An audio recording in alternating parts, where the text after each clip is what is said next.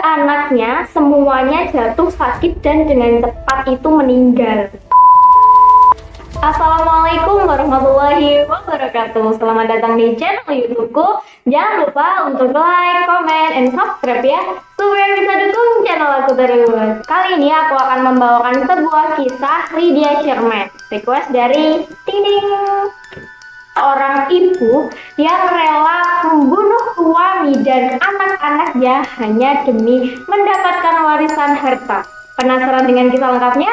Mari kita bahas bersama-sama. Nah, Lydia Sherman ini biasa juga disebut dengan Debbie Poisoner. Lydia Sherman ini lahir di New Jersey pada tahun 1824.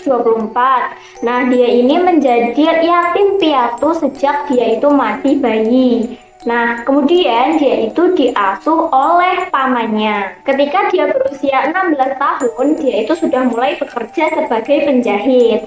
Nah, kemudian setelah memasuki usia 17 tahun, dia ini mulai bertemu dengan suami pertamanya yang bernama Edward Truck.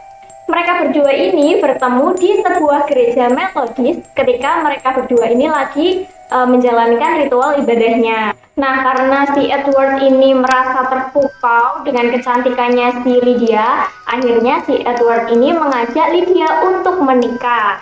Nah, kebetulan si Edward ini merupakan seorang duda dengan 2 orang anak. Edward sehari-hari bekerja sebagai petugas polisi di pinggiran kota New York, Yorkville. Setelah 7 tahun menikah bersama Lydia, akhirnya mereka dikaruniai oleh 6 orang anak. Kehidupan di rumah tangga Edward ini udah mulai gonjang-ganjing nih, udah mulai cekcok nih. Kenapa? Karena si Edward ini mulai telah kehilangan pekerjaannya. Si Edward ini karena kehilangan pekerjaannya, akhirnya dia depresi. Ditambah lagi dengan dia itu melamar pekerjaan yang lain itu juga ditolak. Nah, karena tekanan batin yang terus-menerus, akhirnya si Edward ini mengalami depresi yang luar biasa. Si Lydia ini udah tahu nih suaminya kayak gitu, tapi bukannya dia itu membawa suaminya ke psikolog, tapi si Lydia ini malah meracuni Edward dan membunuhnya. Dalam beberapa minggu saja, dia juga membunuh 3 anak bungsu mereka. Dan selama beberapa bulan berikutnya, ketika dia bekerja sebagai perawat, 3 anaknya semuanya jatuh sakit dan dengan cepat itu meninggal. Nah, korbannya itu yang pertama ada William, dia itu masih bayi, dan dia itu mati karena diracun oleh Lydia. Selanjutnya, di hari setelah si William meninggal ini, si Martha ini juga meninggal. Yang selanjutnya itu ada George, dia itu umurnya 14 tahun. Nah, dia ini menderita penyakit kronis. Udah tahu dia punya penyakit kronis, tapi si Lydia ini malah mencampur teh manisnya itu dengan arsenik.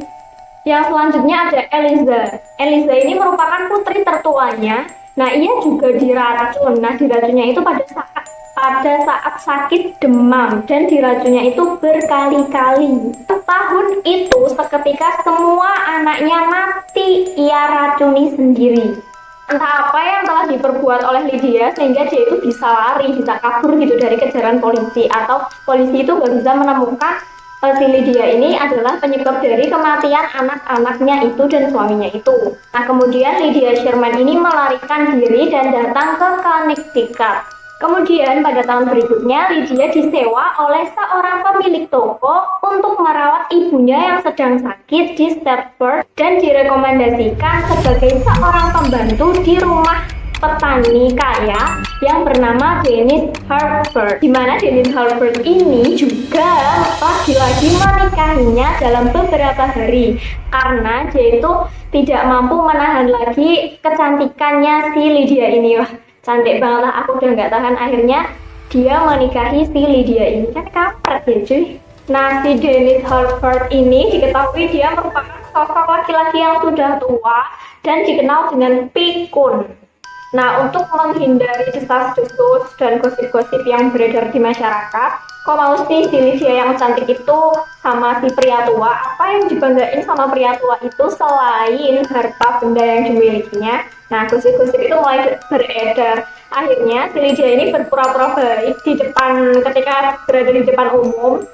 Tapi lama-lama si Lydia ini udah muak dengan si pria tua Dennis ini. Akhirnya dia meracuninya menggunakan arsenik. Diketahui Lydia mewarisi setidaknya lebih dari $10.000 harta warisan dari suaminya tersebut. Meskipun dalam kasus kematian ini dicurigai ada sesuatu yang aneh atau ada sesuatu yang ganjil, namun polisi belum bisa menemukan bukti yang kuat mengenai kasus pembunuhan ini. Nah, tak lama setelah kematian Dennis Harper, Lydia ini mulai melamar lagi menjadi pengurus rumah tangga. Darby Horatio Sherman, seorang duda yang baru-baru ini, Lydia Sherman ini merawat 2 anaknya. Nah, setelah beberapa bulan setelah bekerja di rumah Sherman, Horatio ini akhirnya menikah dengan Lydia. Nah, tidak lama setelah pernikahan, putra bayi dari Sherman ini jatuh sakit dan meninggal dunia.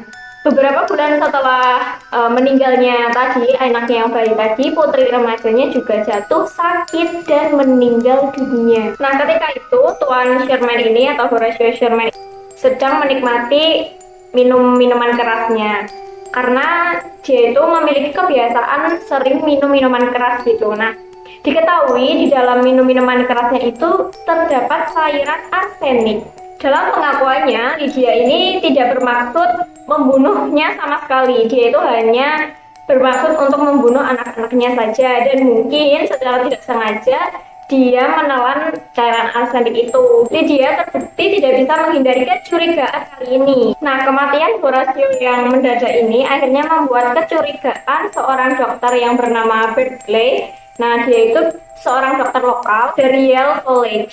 Setelah dia mengetahui kematian mendadak dari Horatio, akhirnya dia itu melakukan otopsi karena mengira ini tuh ada yang gak beres gitu.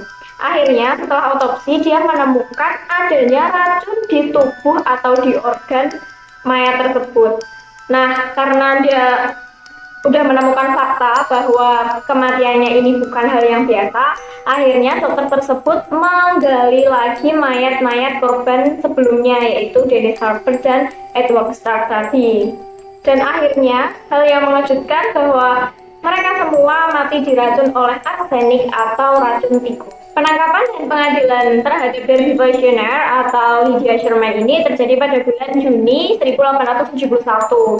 Nah, polisi menangkap Lydia Sherman di New Brunswick, New Jersey atas pembunuhan suami ketiganya. Dia kembali ke Connecticut dan diadili di New Haven pada tahun 1872. Nah, pengadilan memutuskan dia bersalah atas kasus pembunuhan tingkat 2 dan dia kemudian dikirim ke penjara New Haven. Nah, selama dia menunggu keputusan hukumannya pada tahun 1873, dia membuat pengakuan penuh bahwa dia mengakui telah meracuni 3 suami dan 4 anaknya. Dia mengakuinya 4 anaknya aja ya. Padahal tadi yang meninggal ada banyak kan.